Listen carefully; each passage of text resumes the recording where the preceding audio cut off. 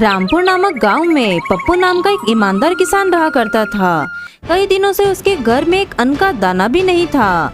एक दिन जब वह अपने खेत से घर आता है तो देखता है उसका 6 साल का बेटा गोलू जो बुखार से तप रहा होता है और उसकी पत्नी राधा उसके पास बैठी रो रही होती है। अरे मेरे बेटे को क्या हो गया?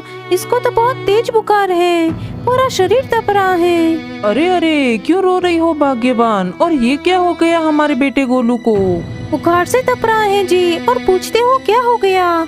जाओ और जल्दी जाकर वैद्य जी से दवा लेकर आओ, जल्दी जाओ। हाँ हाँ भाग्यवान, तुम चिंता मत करो, मैं अभी जाता हूँ वैद्य जी के पास और अभी दवा लेकर आता हूँ। जिसके बाद पप्पू गांव के एक वैद्य के पास जाता है जो दिखने में हट्टा कट्टा होता है और अपने पास कुछ देसी दवाइयाँ लेकर बैठा होता है। अरे वैद्य जी मेरी मदद कीजिए, मेरा बेटा बुखार से तप रहा है, उसके लिए कुछ दवा दे दीजिए। अरे हाँ हाँ क्यों नहीं पप्पू, कल ही मैंने बुखार की नई दवा बनाई है, अभी दे देता हूँ। लेकिन पप्पू ये दवा थोड़ी महंगी है। अरे वैद्य जी मुझ पर थोड़ी दया कीजिए, मैं गरीब किसान हूँ, मेरे पास आपको देने के लिए एक पैसा भी नहीं है। अभी मुझे इस दवा की बहुत ज्यादा आवश्यकता है, यह दवा मुझे दे दीजिए। ये तुम क्या बोल रहे हो पप्पू? आखिर तुम जानते ही हो पूरे गांव में सिर्फ मैं ही एक वैद्य हूँ जो इतनी मेहनत से दवा बनाकर अपना गुजारा किया करता हूँ। लेकिन अभी तुम्हारी हालत देखकर मुझे तुम पर दया आ रही है। चलो ठीक है, ले जाओ इसे। जिसके बाद वैद्य पप्पू को दवाई देता है। पप्पू जल्दी से दवाई लेकर अपनी झोपड़ी में आता है और अपने बेटे को दवाई देता है। थोड़ी देर बाद उसका बेटा दवाई देने से ठीक हो जाता है। अरे मेरे गोलू ठीक हो गया तुम। सुनिए जी, अब देखिए इसका बुखार ठीक हो गया है।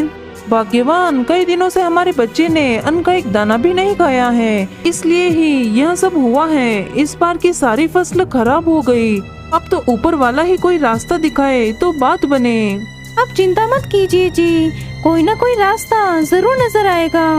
अगली सुबह पप्पू अपने खेत की तरफ जा रहा होता है तो वह रास्ते में देखता है कि गांव में एक आदमी जो गोलगप्पे बेच रहा होता है, उस पर गांव वालों की बड़ी भीड़ होती है। यह सब देखकर पप्पू के मन में एक विचार आता है। अरे वाह वाह, इस गोलगप्पे वाले ने कितने कम समय में अधिक पैसे कमा लिए। क्यों ना घर जाकर राधा के साथ मिलकर मैं भी गोलगप्पे बनाऊं और ऐसे ही हमारे पास भी कुछ पैसे आ जाए। हाँ हाँ यही ठीक रहेगा। पप्पू घर आता है और राधा को रास्ते में देखे दृश्य के बारे में बताता है। राधा ये सुनकर कहती है, ये आप क्या बोल रहे हैं जी? आप और गोलगप्पे बनाएंगे, लेकिन गोलगप्पे बनाने के लिए जो सामग्री लगती है वो कहाँ से लाएंगे? बताइए तो जरा। हाँ भाग्यवान, यह तो मैंने सोचा ही नहीं। मेरे पास तो 1 भी रुपया नहीं है, ऐसे में बाजार से सामग्री कैसे आएगी? तभी पप्पू के घर के बाहर से, अरे कहाँ हो पप्पू भैया, कैसे हो? ठीक तो हो ना भैया? अरे हाँ चंदू भैया, मैं तो ठीक हूँ। आओ, बड़े दिनों बाद आए हो, सब कुशल मंगल तो है? अरे क्या बताऊं भैया, आज शहर से संदेश आया कि मेरी मौसी की तबीयत जरा खराब हो गई है, तो आज ही शहर निकलना होगा। एक काम था तुमसे भैया, मेरे पास कुछ धन है, तुम इसे अपने पास रख लो। अब तुम तो जानते ही हो गांव में कितनी चोरियां होने लगी हैं, तो अच्छा यही होगा कि मेरा धन तुम्हारे पास रहे। जब मैं वापस आऊंगा तब तुमसे ले लूंगा। पप्पू और उसकी पत्नी यह बात सुनकर थोड़े हैरान हो जाते हैं। अच्छा ठीक है भैया, तुम कहते हो तो मैं ये धन की पोटली अपने पास रख लेता हूँ, लेकिन जरा जल्दी आना शहर से। अच्छा अब मैं चलता हूँ, मुझे शहर के लिए भी निकलना है। पप्पू ने उस धन की पोटली में देखा, उसमें कुछ रुपए, सोने चांदी के सिक्के और कुछ गहने होते हैं। पप्पू उसे जाकर अलमारी में रख देता है। अगली सुबह पप्पू के लिए शहर से एक खत आता है जिसमें कुछ पैसे होते हैं जो उसके दोस्त मुकेश ने शहर से भेजे होते हैं। अरे भाग्यवान, कहाँ हो? जरा बाहर तो आओ। ये देखो तो सही, मुकेश ने शहर से कुछ पैसे भेजे हैं। तुम्हें याद है भाग्यवान, जब वो शहर गया था तो मैंने ही उसे कुछ पैसे खेत वाली जमीन को बेचकर दिए थे। वही पैसे आज मुकेश ने मुझे वापस भिजवाए हैं। अरे हाँ, मुझे अच्छे से याद है। मुकेश भैया को आपने अपना खेत बेचकर शहर जाने के लिए पैसे दिए थे। वाह, ये तो कितनी अच्छी बात हो गई। इस समय हमें पैसों की कितनी जरूरत थी। देखिए जी, अब आप इन्हीं पैसों से गोलगप्पे बनाने का सामान लेकर आइए। ठीक है भाग्यवान, मैं अभी बाजार से गोलगप्पे बनाने का सामान लेकर आता हूँ। पप्पू बाजार जाता है और गोलगप्पे बनाने का सारा सामान लेकर घर आता है। पप्पू और उसकी पत्नी राधा मिलकर गोलगप्पे तैयार करते हैं। राधा कहती हैं, अरे वाह, ये देखिए जी, कितने सारे गोलगप्पे बनकर तैयार हो गए। वाह वाह, खुशबू भी मजेदार आ रही है। चलिए चलिए, अब इन्हें लेकर गांव के बाजार में चलते हैं। हाँ हाँ राधा, गोलगप्पे दिखने में काफी अच्छे और मजेदार लग रहे हैं। चलो जल्दी से लेकर बाजार चलते हैं। पप्पू और राधा अपने तैयार किए हुए गोलगप्पे गांव के बाजार में लेकर जाते हैं। आओ आओ मेरे प्यारे गांव वालों, देखो कितने स्वादिष्ट और मजेदार गोलगप्पे हैं पप्पू के। एक बार खाओगे तो खाते ही रह जाओगे। एक औरत वही बाजार से गुजर रही थी, वहाँ पप्पू के पास आकर, अरे वाह वाह, गोलगप्पे, वाह रे वाह, कई दिनों से तरस गई थी। लाओ लाओ, अरे ओ भैया, जरा एक प्लेट लगाना तो। अरे हाँ हाँ, अभी लगा देता हूँ। पप्पू उस औरत को गोलगप्पे खिलाने लगता है। अरे वाह, कितने स्वादिष्ट गोलगप्पे बनाए हैं तुमने। वाह, आज तो मजा आ गया। इतने स्वादिष्ट गोलगप्पे तो मैंने कभी नहीं खाए। अरे ओ भैया, एक प्लेट और देना तो। पप्पू फिर से उसे गोलगप्पे खिलाने लगता है और ऐसा करते करते उसके गोलगप्पे खत्म होने लगते हैं। तभी पास में दो औरतें कहती हैं, अरे अरे, ये क्या, इस मोटी ने तो सारे गोलगप्पे खत्म कर दिए। हाय हाय, हमारा भी कितना मन था गोलगप्पे खाने का। अरे कोई बात नहीं बहन, हम कल और गोलगप्पे बना के लाएंगे, तुम कल खा लेना। वाह, पेट भर गया मेरा तो। वाह वाह, क्या गोलगप्पे थे, इतने स्वादिष्ट कि क्या ही बताऊं। आज तो आनंद ही आ गया। अरे तुम्हारा बहुत बहुत धन्यवाद। वहाँ औरत पप्पू को पैसे देती है। अच्छा अच्छा, ठीक है भैया, अब मैं चलती हूँ, लेकिन कल खूब सारे गोलगप्पे बना कर लाना। देखो राधा, हमारे बनाए हुए गोलगप्पे कितने स्वादिष्ट हैं, लेकिन कल से हमें और अधिक मेहनत करनी होगी और खूब सारे गोलगप्पे बनाने होंगे।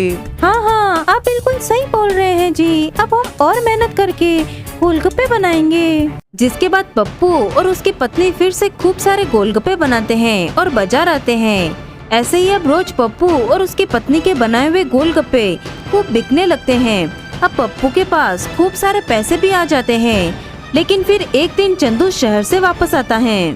अरे कहाँ हो पप्पू भैया, जरा बाहर तो आओ। कौन है जो आवाज दे रहा है? अच्छा तुम हो चंदू भैया, आओ आओ, मैं कब से तुम्हारा ही इंतजार कर रहा था। अरे हाँ भाई, थोड़े ज्यादा दिन लग गए शहर में। वो क्या है ना भैया, मेरी मौसी चल बसी। अच्छा खैर, लाओ लाओ, मेरे धन की पोटली मुझे वापस दे दो भैया। अरे हाँ हाँ भैया, क्यों नहीं। अच्छा पप्पू भैया, तुम्हारा बहुत धन्यवाद, अब मैं चलता हूँ। अगले दिन सुबह चंदू पप्पू को बाजार में गोलगप्पे बेचते हुए देखता है। अरे यूँ क्या, इस पप्पू के पास गांव वालों की इतनी लंबी भीड़। अच्छा तो यह बात है, इस पप्पू के तो बड़े मजे आ गए हैं। इतने सारे पैसे, वो भी इन मामूली से गोलगप्पों से। वाह वाह, लेकिन इस फटीचर पप्पू के पास गोलगप्पे बनाने के लिए पैसे कहाँ से आए? लगता है इस पप्पू ने मेरे धन की पोटली में से ही कुछ धन चुराया होगा। हाँ, मेरे ही धन की वजह से ये गोलगप्पे बेच रहे हैं और खूब सारे पैसे कमा रहे हैं। लेकिन इन दोनों को तो मैं अच्छा सबक सिखाऊंगा, अब आएगा मजा। देखना तुम पप्पू क्या करता है ये चंदू। तभी आधी रात में चंदू पप्पू के घर जाता है और छिपके से वहाँ आ जाता है जहाँ गोलगप्पे रखे थे।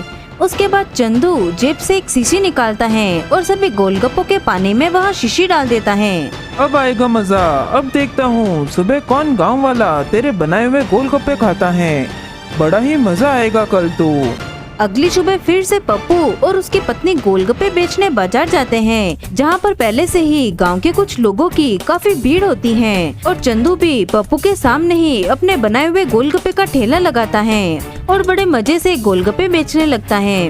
अरे आओ आओ, मेरे बनाए हुए गोलगप्पे खाओ, एक बार खाओगे बार बार आओगे। तभी वहाँ पर गांव के दो युवक आते हैं। क्या चंदू भैया, तुम कब से गोलगप्पे बेचने लग गए भाई? नाच न जाने और आंगन टेढ़ा, तुम्हें भला क्या गोलगप्पे बनाने आते हैं? हाँ, बात तो तुम सही बोल रहे हो भाई। चलो पप्पू के यहाँ ही गोलगप्पे खाएंगे। हाँ हाँ, खाओ खाओ, बड़े शौक से खाओ इस पप्पू के बनाए हुए गोलगप्पे। लेकिन मजा तो अब आएगा। तभी देखते देखते पप्पू के गोलगप्पे खाकर दोनों युवक के पेट में जोर से दर्द होने लगता है। दोनों जोर जोर से चिल्लाने लगते हैं और जमीन पर गिर जाते हैं। अरे क्या हो गया तुम दोनों को? अरे होता क्या, ये दोनों इस पप्पू के बनाए हुए गोलगप्पे से ही हुआ है। इसके गोलगप्पे खाकर ही इन दोनों की यह हालत हुई है। क्या पप्पू मिलावट वाले गोलगप्पे बेचता है? अरे शर्म नहीं आती तुझे? इस गांव में सब तेरे ही बनाए हुए गोलगप्पे खाया करते हैं और तू बेचारे गांव वालों के साथ बेईमानी करता है। अरे आज से तेरे बनाए हुए गोलगप्पे कोई गांव वाला नहीं खाएगा और आज के बाद से तेरा इस गांव से दाना पानी भी खत्म, समझा? अरे नहीं नहीं, ये आप लोग क्या कह रहे हो? न जाने ये सब कैसे हो गया, इसमें मेरी कोई गलती नहीं है। भैया मेरा विश्वास कीजिए। नहीं नहीं पप्पू भैया, अब कल तुम्हें गांव छोड़कर जाना ही होगा। हाँ हाँ पप्पू भैया, अब तो तुम्हें जाना ही होगा। मेरी तो समझ में नहीं आता, आखिर तुमने ऐसा किया ही क्यों? अपने लालच के कारण सबको धोखा दे रहे थे। देखो भैया, अब तो तुम्हारे बनाए हुए गोलगप्पे यहाँ पर कोई खाने से रहा, सब मेरे बनाए हुए गोलगप्पे ही खाएंगे। न जाने मुझे ऐसा क्यों लग रहा है कि यहाँ सब कुछ इस चालाक चंदू ने ही किया है। लेकिन गांव वाले अब मुझे इस गांव में नहीं रहने देंगे, इसलिए मुझे अब इस गांव को छोड़कर जाना ही होगा। कुछ दिनों बाद दूसरे गांव में, देखिए जी कई दिन हो गए हैं और घर में एक अन्न का दाना भी नहीं है। आप कुछ कीजिए ना, अगर ऐसा ही चलता रहा तो हम भूखे मर जाएंगे। हाँ भाग्यवान, तुम कहती तो सही हो, लेकिन तुम तो जानती ही हो यह गांव हमारे लिए नया है। इस गांव में हमें काम कौन देगा? मुझे तो बड़ी चिंता हो रही है। आखिर न जाने आगे क्या होगा और हम कब अपने गांव वापस जाएंगे। लेकिन भाग्यवान तुम चिंता मत करो, मैं जल्दी ही यह पता लगा कर रहूंगा कि आखिर मेरे बनाए हुए गोलगप्पे किसने खराब किए। गांव वालों के सामने सच्चाई लानी ही होगी। यह कहकर पप्पू वापस अपने पुराने गांव जाता है। वहाँ बाजार में देखता है, आइए आइए, चंदू के बनाए हुए मजेदार गोलगप्पे खाइए। मेरे प्यारे गांव वालों, मेरे बनाए हुए गोलगप्पे शुद्ध और मजेदार हैं। इस कपटी पप्पू की तरह मिलावटी नहीं है। हाँ, जो भी खाएगा वह बार बार आएगा। अच्छा, तो यह सब इस चंदू का किया धरा है। अब मुझे यह समझ आ गया, लेकिन अब मुझे इसकी सच्चाई किसी भी तरीके से गांव वालों के सामने लानी होगी। हाँ, लेकिन आखिर कैसे, ये सोचना होगा। अगले दिन पप्पू एक साधु का वेश धारण करके चंदू के सामने आता है और उससे कहता है, अरे ओ बालक, हमें जोरों की भूख लगी है, जरा कुछ खाने को दो। बड़ी दूर से चले आ रहे हैं हम, थोड़ा कुछ खिला दो। अरे अरे, ये सुबह सुबह कहाँ से आ गए हो तुम?